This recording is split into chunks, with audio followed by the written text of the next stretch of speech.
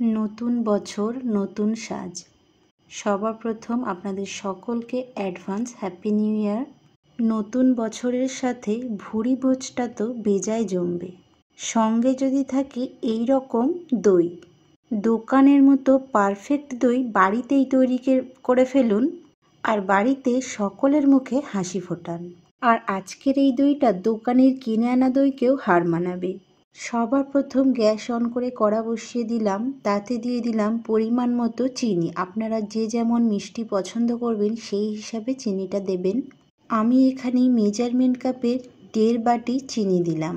এইবার এই চিনিটাকে হাই ফ্লেমে 2 থেকে 3 মিনিট জাল করে নেব। এই রকম একভাবে নাড়িয়ে যাব আর চিনিটাকে ক্যারামেল করে নেব। এই সময় অবশ্যই গ্যাসের ফ্লেমটা হাই করে রেখে দেবেন, তা না হলে কিন্তু ক্যারামেলটা রেডি হবে না।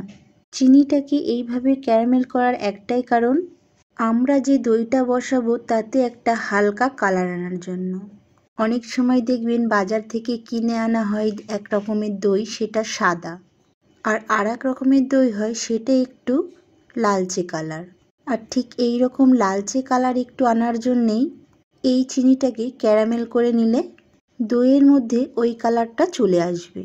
দেখুন চিনিটা মেল্ট হয়ে গিয়েছে। এইবার সাবধানের সঙ্গে দুধটাকে ঢেলে দেব। দেখুন ক্যারামেলটা করার জন্য দুধের মধ্যে একটা আলাদাই কালার চলে এসেছে।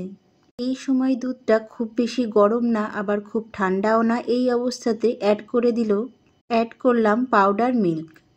এখানে আমি 50 গ্রামের মতো পাউডার মিল্ক ইউজ করেছি। বেশি গরম অবস্থাতে পাউডার মিল্কটা দিলে দলা পেকে যেতে পারে, তাই হালকা আঁচেই পাউডার মিল্কটা দেবেন। এই পাউডার মিল্কটা দেওয়ার ফলে দইটা খুব সুন্দর বসবে, তাই অবশ্যই পাউডার মিল্কটা দেওয়ার চেষ্টা করবেন।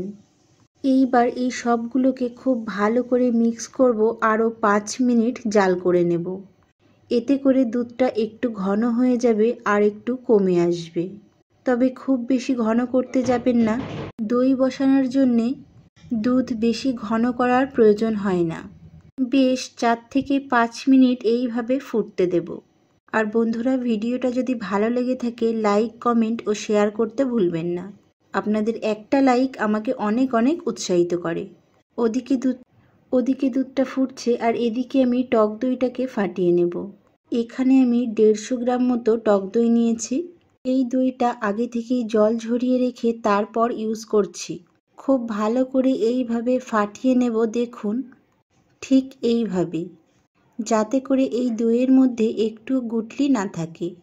আর বন্ধুরা, যারা আমার ভিডিওটা ইউটিউব থেকে দেখছেন তাদের কাছে অনুরোধ রইল আমাকে সাবস্ক্রাইব করে সাপোর্ট করার। আর যারা ফেসবুক থেকে দেখছেন তাদের কাছে অনুরোধ রইল আমাকে ফলো করে আমার পাশে থাকার। আর বন্ধুরা, আগেই বলেছি ভিডিওটা ভালো লেগে থাকলে একটা লাইক, কমেন্ট, শেয়ার করতে ভুলবেন না।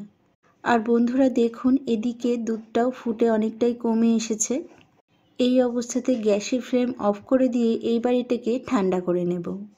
ঠিক এইভাবে হাতলের সাহায্যে নাড়িয়ে ঠান্ডাটা করে নেব। আর কতটা ঠান্ডা করতে হবে সেটাও আপনাদেরকে বলে দিচ্ছি। এইভাবে নাড়তে নাড়তে এমন ঠান্ডা করতে হবে যাতে করে একটা আঙ্গুল আপনি 1 মিনিট ডুবিয়ে রেখে দিতে পারেন। আর বন্ধুরা, আমি এখানে কড়াতেই ঠান্ডাটা করে নিচ্ছি। আপনারা চাইলে অন্য একটা পাত্রে ট্রান্সফার করে নিয়ে ঠান্ডাটা করে নিতে পারেন। দেখুন এইভাবে নাড়তে নাড়তে অনেকটাই ঠান্ডা হয়ে এসেছে। এইবার দেখুন আঙ্গুলটা ডুবিয়ে 1 মিনিট রেখে দেব। এই সময় যদি আপনার মনে হয় আপনি 1 মিনিট রেখে দিতে পারছেন না, তাহলে জানবেন আরও একটু ঠান্ডা করতে হবে। আর যদি 1 মিনিট রেখে দিতে পারেন তাহলে জানবেন ঠান্ডাটা পারফেক্ট হয়েছে। ঠিক এই অবস্থাতে ফাটিয়ে রাখা টক দইটা অ্যাড করে দিলাম।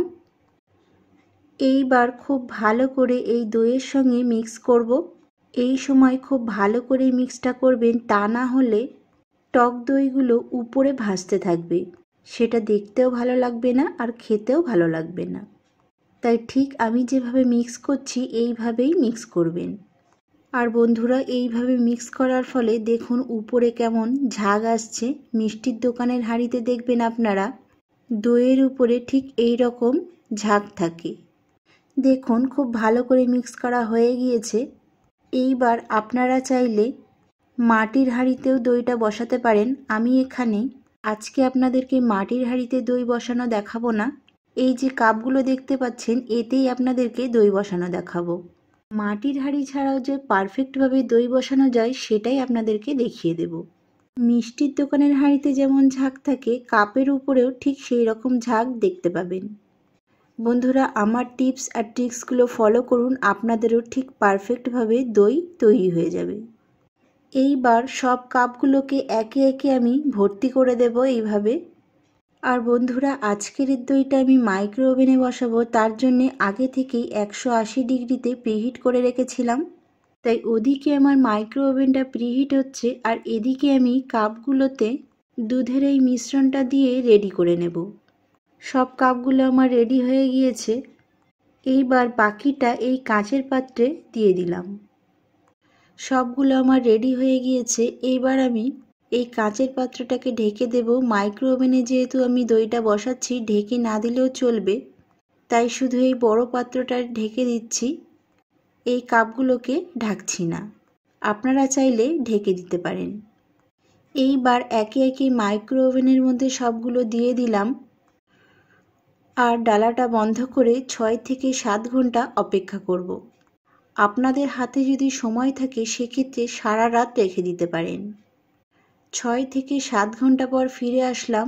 দেখুন দইটা আমার কেমন বসেছে, একদম পারফেক্ট হয়েছে। এই যে নাড়াচাড়া করছি, একটুও নড়ছে না। এইবার এই অবস্থাতে দইটা আপনারা পরিবেশন করতে পারেন। তবে আমি এটাকে এখন ফ্রিজে রেখে দেব 2 থেকে 3 ঘন্টার জন্যে। 2 থেকে 3 ঘন্টা পর ফিরে আসছি। নতুন বছর এইভাবে দই বসিয়ে এনজয় করুন। আশা করি নিশ্চয়ই ভালো লেগেছে ভিডিওটা। আবারও দেখা হচ্ছে নেক্সট ভিডিওতে।